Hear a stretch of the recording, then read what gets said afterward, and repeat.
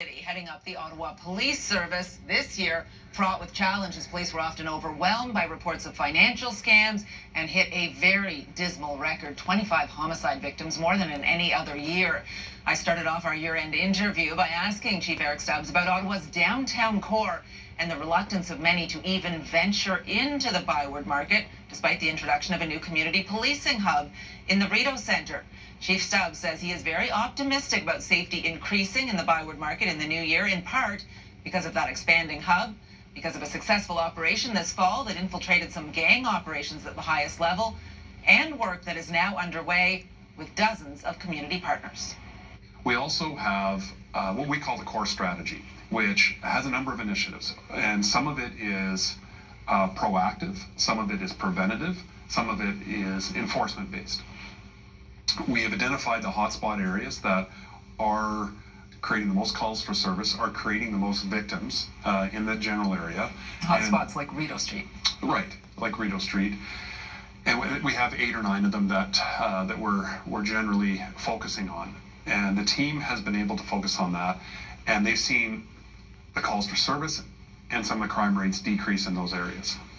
So the data is one thing, but just before Christmas, we had a meeting at City Hall. The mayor was there. A number of Byward Market owners, hotelers, restaurants, bars, retailers were there.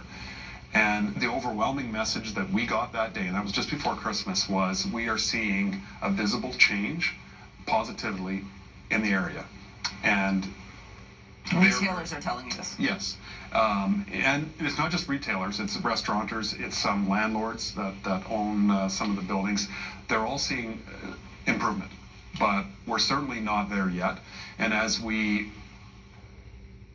go through 2025, we do have resources coming that will increase our presence in the Byward Market, Rideau Street as well, that will expand these programs that we've initiated in terms of that targeted enforcement, that presence, that proactive help to encourage people that are having these issues. Can we get them into a home? Can we get them into treatment for their addictions, for mental health issues?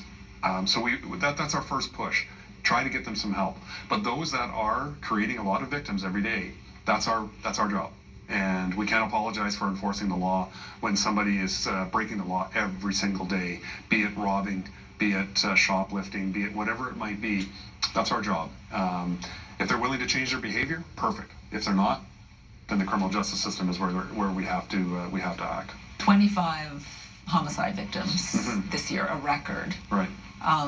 That's not the Ottawa a lot of us want to be living in. How do you target that? We've looked at that. Obviously, it's a concern, and it was a very difficult year. We've looked at the homicides, and if there was a trend, it's guns and gangs. It's a gang conflict that is spiraling out of control.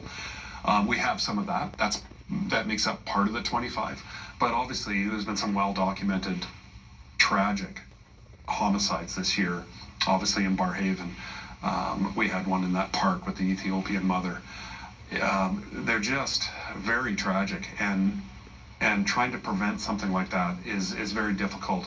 There was a lot of attention on the decision of the Ottawa Police Service to use the word femicide in relation to a couple of those crimes. Did that come from you? Where did that come from? You know what? It came from our intimate partner violence unit, working with the community. We worked with the community, that definition of what a femicide is, as well as the, if not now, when. Let's be very public about what's occurring, not only in Ottawa, but across the country. And it made national news, as it should, because it's not an Ottawa issue, it's not an Ontario issue, it's a Canadian issue. Final question for you.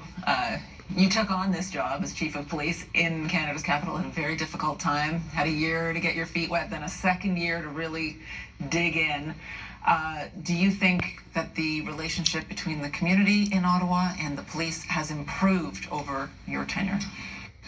Well, it's a good question, and I think it has. When I'm out in the community, and I am a lot in the community, I meet with a lot of different groups, be it diverse groups, be it business owners, nonprofits and whatnot, City Hall, of course. there is very few groups that refuse to work with us. They all wanna work with us. They want us involved. They want the piece of pie that we have as part of that solution. Be it safety, be it enforcement, be it supporting, be it proactive, just our presence. I see an overwhelming, we want more of you. And I like that. But I have to respond to that as well too, because we certainly don't have the ability to deliver everything that the community wants from us, be it traffic enforcement, be it our demonstrations, be it our sexual assault files or our intimate partner violence files. Fraud files are through the roof. Like fraud is like hundreds. Like we get about 30 a day, and our team can't manage 30 a day. You can't manage it in the newsroom either. So many fraud stories. Well, that's it, right? Yeah, the scam of the day. It could be a daily standing item. Here's the scam for today, and it's so hard to manage. So to be able to do all that, we want to deliver. I'm very proud of the team that we have here. They work extremely hard, and they're passionate about what they do, and they want to do better. But their bandwidth is their bandwidth, and I know that we have to again stabilize our workforce, hire the people we need to hire, so we can deliver for this community. We'll have more of our interview with Chief Eric Stubbs tomorrow morning on News Talk 580 CFRA.